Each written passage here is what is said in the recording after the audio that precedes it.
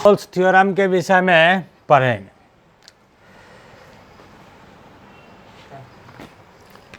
Five point one ऐसा तो continuity पढ़ा दिए हैं, डीसी डिफरेंशिएशन भी पढ़ा दिए हैं, तो कंटिन्यूटी का भी इसमें ज़रूरत पड़ेगा। तो उसका जो ज़रूरत पड़ेगा वह मेन पॉइंट ऐसे लिख भी देंगे। तो यहाँ रोल्स थ्योरम क्या कहता है, रोल्स थ्योरम का यहाँ क्या इसका स्टेटमेंट, इसमें देखिए चार बातें इन्होंने बताया, इसमें 4 स्टेटमेंट्स। तो सबसे पहले देखिए कि एफ कोई फंक्शन है, तो एफ जो फंक्शन है ये close interval A to B from R. कहने का अर्थ हुआ यह एक ऐसे फंक्शन के लिए परिभाषित है जिसका डोमेन है of close interval A to B और इसका रेंज वैल्यू है आर। तो इस टाइप के जो फंक्शन होंगे तो उसमें क्या क्या कंडीशन दिया हुआ, रोल्स में क्या क्या बातें हैं, इसे अच्छे से समझते हैं। तो देखिए सबसे फर्स्ट नंबर है कि if f x is continuous in close interval A to B, या ऑन भी वहाँ दे सकते हैं। मतलब एफ एक्स क्लॉज इंटरवल ए से बी में क्या है, संतत है, संतता है। ये एक कंडीशन हुआ इसका। दूसरा इसमें जानेंगे f x is differentiable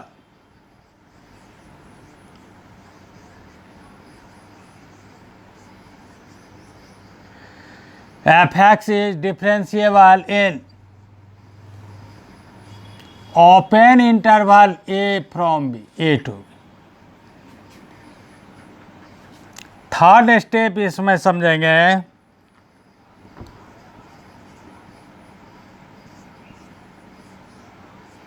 f A equal f B.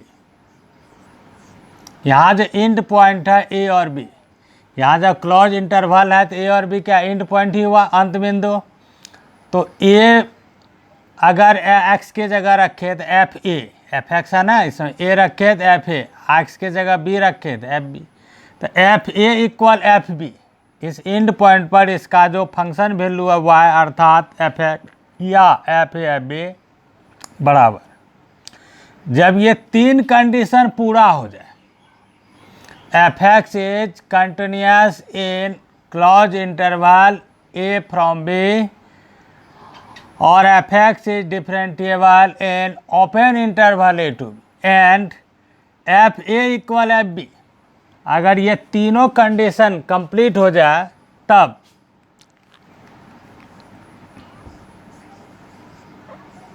Then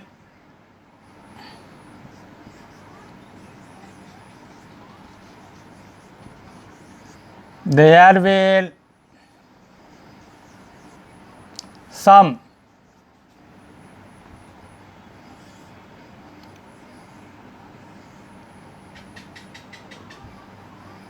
C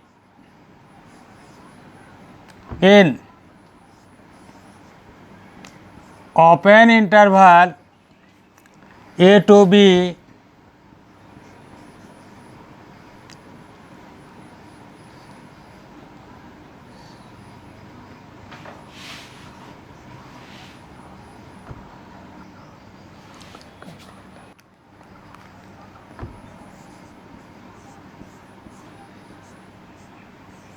एक चार शर्त है, 4 पॉइंट। अब एक बार फिर से समझाते हैं दोनों पॉइंट को कि रोल्स थ्योरम में बताया गया है कि कोई फंक्शन f जिसका domain a from b close interval a से b इसका रेंज वैल्यू है r, तो ये f x is continuous closed interval A to B और f x is differentiable in open interval A to b. ये शर्त पूरा होगा, ये भी शर्त पूरा होगा, तब फिर तीसरा शर्त एफ ए इक्वल एफ बी हो, तो ये उसका ऐसे चौथा शर्त है। 4 में लिख सकते थे, लेकिन यह कंडीशन इसी में बना है कि देयर विल सच सी, इसमें कुछ जो है सी जो कि रियल नंबर है, सम रियल नंबर भी यहाँ तब जोड़ देते हैं, real number C in open interval A B such that f dash C equal 0। इसे अगर ऐसे हिंदी में एक बार भी ऐसे बोलते हैं, समझाते हैं, देख लीजिए।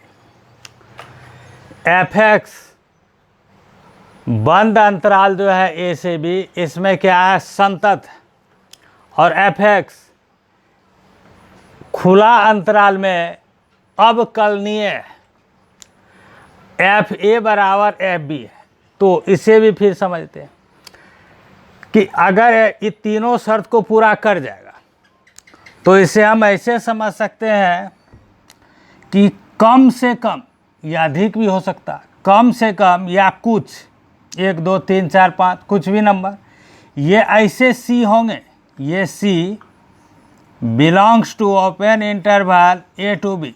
इस चीज़ को जैसे c in open interval A to b लिखे तो c belongs to A comma b, ऐसे भी समझ सकते हैं। और देन ये शर्त क्या पूरा होगा, तो एफ डैश एक्स बराबर या एफ डैश सी बराबर 0। अगर एफ डैश सी का मान 0 होगा तब ये सी का अस्तित्व होगा। अगर ये एफ डैश सी 0 नहीं होगा तो ये सी का अस्तित्व नहीं होगा। इसमें सभी शर्त को पूरा करना होगा। मतलब यहाँ टोटल चीज़ को समझने के लिए, रोल्स थ्योरम को साबित करने के लिए, या रोल्स थ्योरम इसमें अप्लाई होगा, इसको जानने के लिए कितने चीज़ इसमें जानना होगा, ये चारों पॉइंट को चेक करना होगा, चारों दिखाना होगा, चारों शो करना होगा। तो इसके जगह पर हम ये भी एक ऐसे समझाते हैं, ये जो सेंटेंस में लिखा हुआ है इसके जगह पर अथवा हम ऐसे भी समझ सकते हैं, ये यहाँ से यहाँ जो point equal 0 and C belongs to A comma, इसे भी समझ सकते हैं। चीज़ को ज्योमेट्रिकल टाइप कहिए या बाय डायग्राम, इसको ग्राफीय टाइप में भी इसे समझाया जाएगा कि इस सभी पॉइंट का या रोल्स थ्योरम या रोल्स का जो स्टेटमेंट है ये चारों, इसका क्या तात्पर्य। ये तो हम ऐसे समझ गए, सवाल बनाएंगे तो यही सब हमें पूरा ही करना है सर, लेकिन इसे एक बार डायग्राम के थ्रू भी समझाते हैं कि इसका तात्पर्य क्या है। देखिए इसमें जब close interval A to B दिया हुआ है, कंडीशन यहाँ क्या है, एफ ए एफ बी, तो इस प्रकार जब भी इसमें कंटिन्यूटी है या कंटिन्यूस है या डिफरेंशिएबल है, तो कंटिन्यूस टाइप में ये रोल्स में किस टाइप का डायग्राम होगा, एक मूवेबल टाइप का। जैसे देख ये x बराबर मान लीजिए ए, ये x बराबर b का डायग्राम, तो यहाँ एक ऐसे टाइप का डायग्राम हो जाएगा। और अगर ये एंड पॉइंट ए और बी है तो इसका मतलब ये डायग्राम यहीं तक के लिए, ये आगे नहीं है, इधर भी आगे नहीं है। ये एक फंक्शन हुआ कोई एफ एक्स जो यहाँ लिखे, ये कर्व होगा। तो देखिए इसमें जब ये एंड पॉइंट है ए और बी, यहाँ एक्स बराबर ए एक्स बराबर बी, तो ये दोनों इक्वल तभी होगा जब यहाँ का वैल्यू ए और एक्स का वैल्यू बी दोनों रखेंगे, तो यहाँ का वैल्यू क्या हो जाएगा, एफ ए, और यहाँ का वैल्यू क्या होगा, वो एफ बी। और यह इस प्रकार होगा कि इसके पैरेलल होगा, ये एक्स एक्सिस के, या अगर इसको और ई पॉइंट को दोनों को मिला देंगे तो ये इसके क्या होंगे, या पैरेलल हो जाएगा, तभी यह एफ ए इक्वल एफ बी होगा। अगर इसके पैरेलल नहीं होगा तो ये f A not equal f B होगा। जो इसमें और भी एक थ्योरम है, मीन वैल्यू थ्योरम भी है इसमें, वह पढ़ेंगे तो उसमें वही शर्त है, इसमें एफ ए इक्वल एफ बी को समझना। तो तो ये क्लियर हो गया। तो देखिए अब कंटिन्यूटी यहाँ से स्टार्ट हुआ ये, तो क्या हो गया, ये बिना मार्कर उठाए ही वहाँ तक चला है। तो ये एक प्रकार क्या है, कंटिन्यूटी। तो इस शर्त को ही पूरा करेगा। अगर कंटिन्यूटी नहीं होगा तब तो रोल्स थ्योरम ही लागू नहीं होगा। तो ये कथन को अब समझते हैं कि यह क्या कर रहा है। तो ए और बी के बीच देखिए ये डायग्राम, तो इस पर ढेर सारा पॉइंट है, इसमें ढेर सारा पॉइंट। तो इन ढेर सारा पॉइंट में कम से कम एक पॉइंट ऐसा, इस पर ऐसा जरूर होगा सी, इस पर एक पॉइंट कम से कम यह सी जरूर होगा ऐसा कि जहां पर टेंजेंट, टेंजेंट मतलब हुआ स्पर्श रेखा, और स्पर्श रेखा का प्रवणताज होता है यह dy बाय डी एक्स ही होता है या एफ डैश एक्स होता है। वैसे यह भी नहीं मिला है, फिजिक्स में कभी कभी चर्चा हुआ होगा, इसी मैथ में ये भी है, लेकिन इसके लिए एप्लीकेशन ऑफ डेरिवेटिव पढ़ेंगे, जैसे 6.3 चैप्टर जब पढ़ेंगे तो उसमें यही टाइप का स्ट्रक्चर है। तो डी बाय डी एक्स जो होता है टेंजेंट के स्लोप को दिखाता है, एफ डैश एक्स भी टेंजेंट के स्लोप को दिखाता है। तो जब टेंजेंट का स्लोप 0 होता है तो वह एक्स एक्सिस के पैरेलल होता है। तो इसका इस बिंदु पर या इस सी बिंदु पर एक ऐसा होगा जरूर टेंजेंट, ये टेंजेंट अवश्य होगा जो कि एक्स एक्सिस के पैरेलल होगा, या इन दोनों बिंदुओं को मिलाने वाली जो एक लाइन होगा, अगर यहाँ मिला भी दे तो यह इसके पैरेलल है, और ये जो टेंजेंट खिंचाई है इसके पैरेलल होगा। तो यहाँ एक पॉइंट है, तो यही पॉइंट कहलाया एक्स इक्वल सी। ये एक्स इक्वल सी कम से कम एक से अधिक भी बिंदु हो सकता है, लेकिन सी। तो यह हुआ कि इस तरह जहाँ यहाँ मुड़ जाएगा, जहाँ से यह कर्व कटेगा, उस पॉइंट पर एक बिंदु यहाँ पर ऐसा होगा जरूर जहाँ टेंजेंट इसका जो है एक्स एक्सिस के पैरेलल होगा, अर्थात एफ डैश सी बराबर 0। इसी में अगर इस टाइप का जैसे समझे तो यह डायग्राम ऐसा भी स्ट्रक्चर ले सकता है, जब एफ ए बराबर एफ बी हो तो यहाँ ऐसा भी एक खींच सकते हैं। यहाँ भी देखिए ये इस तरह का भी ऐसा डायग्राम हो सकता है। तो इस तरह का डायग्राम भी है, तो इसमें भी एफ ए का मान और एफ बी का मान यहाँ बराबर है, और ये दोनों को अगर मिला दिया जाएगा तो एक लाइन बन जाएगा। तो हम उसे ये जो मिलाएंगे तो ये लाइन हमेशा ये एक्स एक्सिस के पैरेलल ही होगा। तो ये एक्स एक्सिस के जब पैरेलल होगा तो इसमें भी इसी पॉइंट पर ग्राफ, इस पर इस जो डायग्राम खिंचा हुआ है इस कर्व पर एक बिंदु कम से कम ऐसा जरूर होगा सी, जहाँ टेंजेंट इस तरह का होगा, अर्थात डी बाय डी एक्स 0 होगा या एफ डैश एक्स 0 होगा। तो यह इस तरह से आपको 2 पॉइंट के लिए समझाए, और जब एक से अधिक भी हो जाएगा तब देखिए यह किस तरह का डायग्राम हो सकता है। ऐसे भी कर्व हो सकता है जिसमें एफ ए इक्वल एफ बी हो,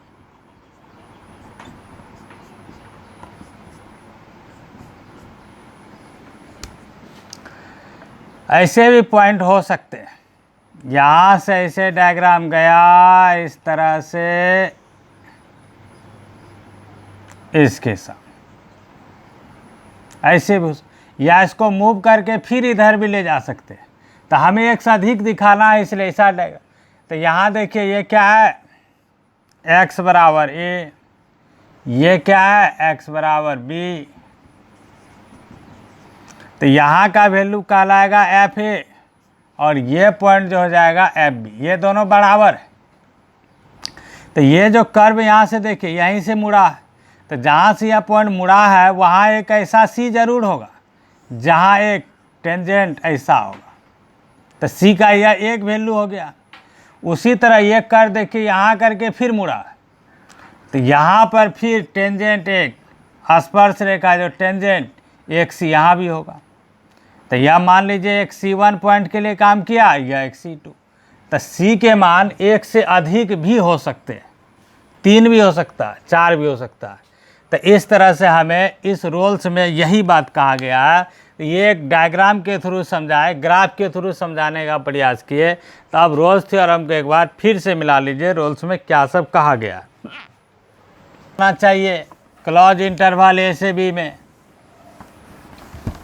होना चाहिए, ओपन इंटरवल ए से बी में एफ ए इक्वल एफ बी होना चाहिए।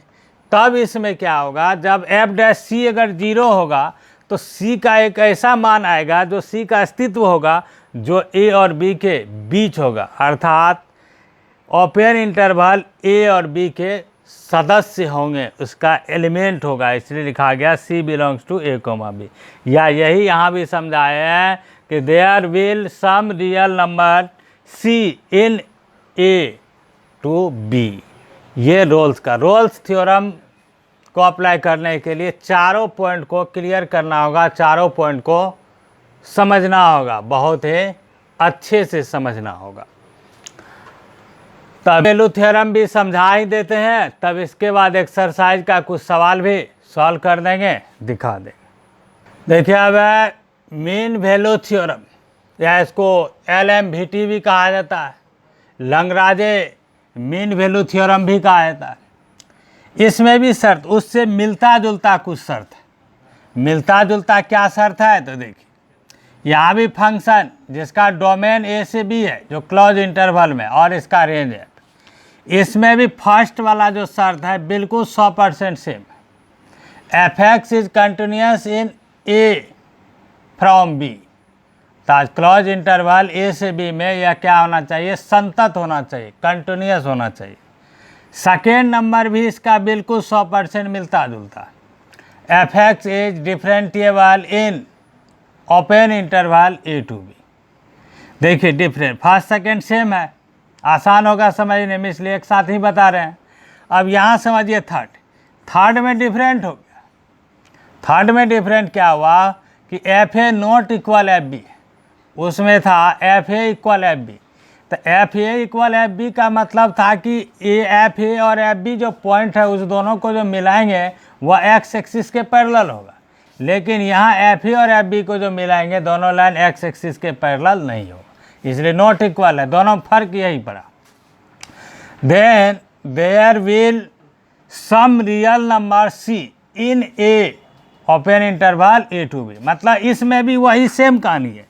इसमें भी यही यहाँ समझ सकते हैं दूसरे तरह से इसको कि यहाँ जो सी वैल्यू है ये सी, ये भी ए कॉमा बी इसमें होगा, मौजूद होगा, अर्थात सी जो है ओपन इंटरवल ए से बी में क्या है, मौजूद रहेगा। इसकी संख्या एक से अधिक भी हो सकता है, एक भी हो सकता है, बशर्ते कंडीशन देखिए वहाँ क्या था, एफ डैश सी इक्वल 0, लेकिन इसमें क्या है, कंडीशन ये है, कंडीशन ये है कि ये इसका सी का अस्तित्व तब होगा जब एफ डैश सी इक्वल ये f B minus f a by b minus a के बराबर होगा। अर्थात ये अब कहता है यहाँ कि f B minus f a by b minus a, इसका क्या तात्पर्य, इसका तात्पर्य ये हुआ कि एफ बी और एफ ए को जो मिलाने वाली रेखा होता है उस रेखा का स्लोप यही हुआ f B minus f a by b minus ए,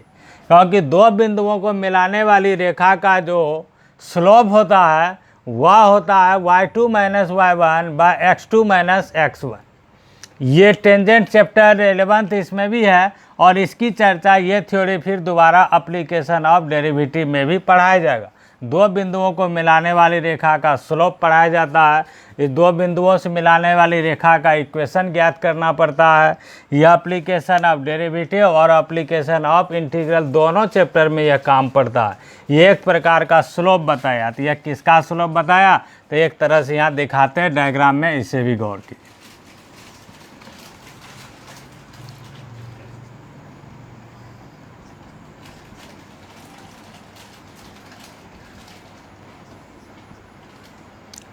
यहाँ x बराबर ए, यहाँ लिख दिए x इक्वल बी, तो फर्क देखिए, कर्व यहाँ भी जा रहा है इसे, लेकिन ऐसे टाइप का हो गया। यह वैल्यू हो गया एफ ए और यह वैल्यू हुआ एफ बी, एक पॉइंट। तो यहाँ देखिए रोल्स में क्या समझाया गया था, एफ ए इक्वल एफ बी, तो एफ ए इक्वल एफ बी, तो ये जहाँ था ये एक्स एक्सिस के वहाँ पैरेलल पर था, लेकिन जब f A not equal f B है तो यह इसके सामने, इसके पैरेलल नहीं है, डिफरेंट जगह। तो जब पैरेलल था तो वह एक्स एक्सिस के समांतर था, और जब यह नहीं है तो इसमें ये जो दोनों को मिला देंगे, ये एक लाइन हुआ है। तो ये लाइन एक्स एक्सिस के पैरेलल नहीं है, लेकिन ये जो लाइन यहाँ है, ये लाइन का स्लोप, ये लाइन का ढाल, ये बताता है f a minus f B minus f a by b minus a को। ये इसका ढाल, इसका स्लोप बताता है, टेन थीटा का मान बताता है, ये इसका ढाल स्लोप। तो मेन वैल्यू थ्योरम में कहा गया है कि जब ये एफ ए और एफ बी बराबर नहीं होगा तो इन दोनों को मिलाने वाली रेखा का जो स्लोप होगा, इसके समांतर, इस रेखा के समांतर इस कर्व पर, ये जो कर्व है, ये कर्व, इस कर्व पर ढेर सारा बिंदु, तो कम से कम एक ऐसा बिंदु सी का अस्तित्व जरूर होगा कि जहां टेंजेंट इसके पैरेलल हो, जहाँ एक टेंजेंट का अस्तित्व होगा।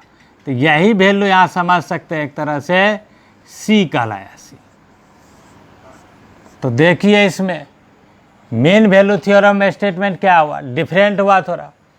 वहाँ जो टेंजेंट है रोल्स थ्योरम में एक्स एक्सिस के पैरेलल है, अर्थात उसमें एफ डैश सी 0 था, अर्थात उसमें जो हम मान निकालते f B minus f A, वो तो सीधा 0 था।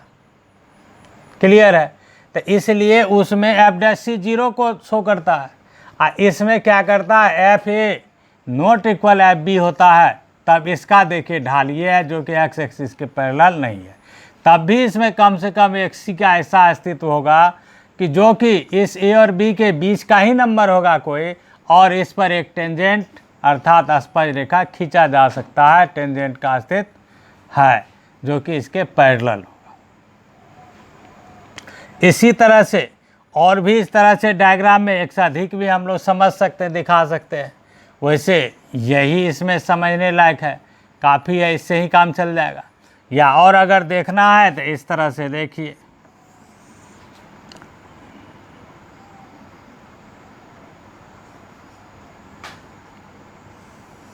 जैसे यहीं से कहीं से शुरू करते हैं।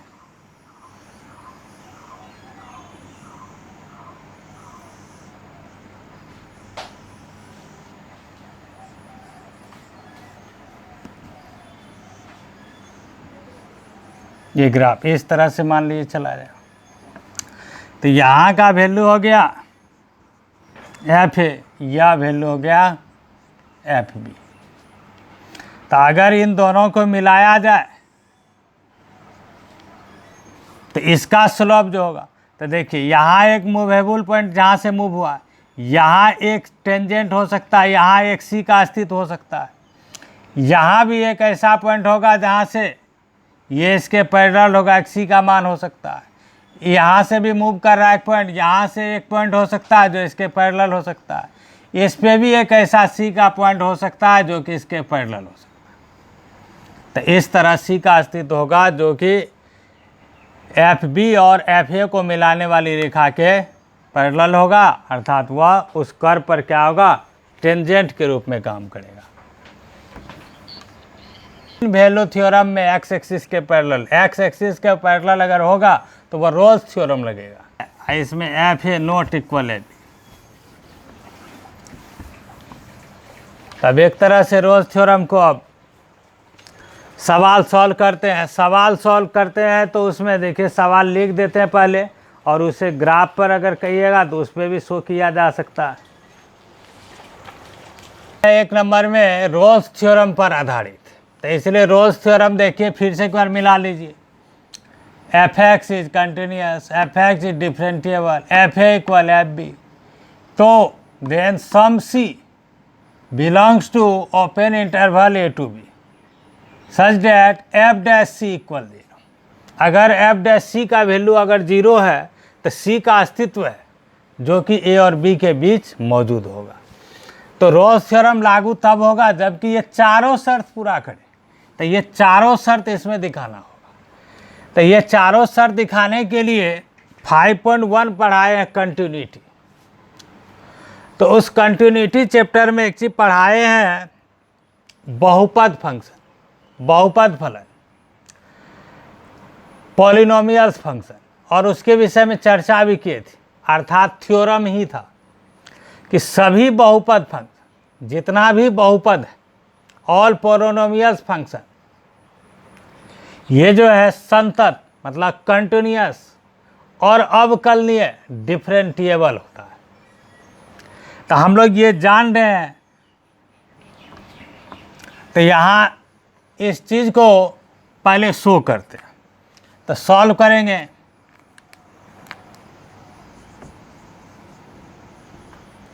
तो यहाँ फंक्शन ही लिख देते हैं, पहले क्या दिया हुआ है, x square plus 2x minus 8। ये फंक्शन देखें, इसका घात क्या है, होल नंबर, घात होल नंबर, इसका है घात होल। ये फंक्शन पोलोनोमियल्स फंक्शन, ये बहुपद फलन है, और हम लोग पढ़ चुके, या वी नो डैट लिखिए या चुके।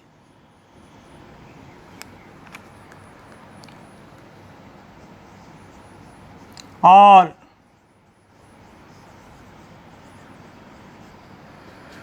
Polynomials are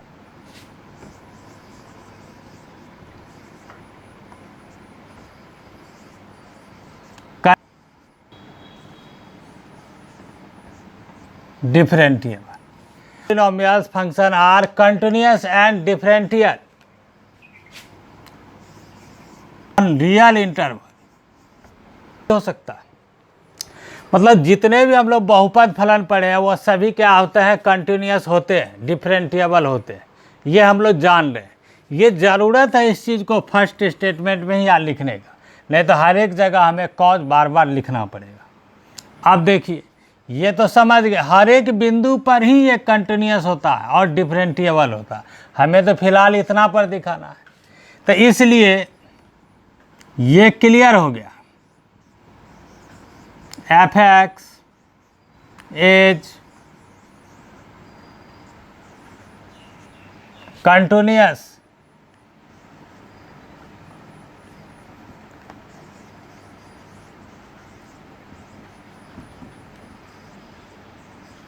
in,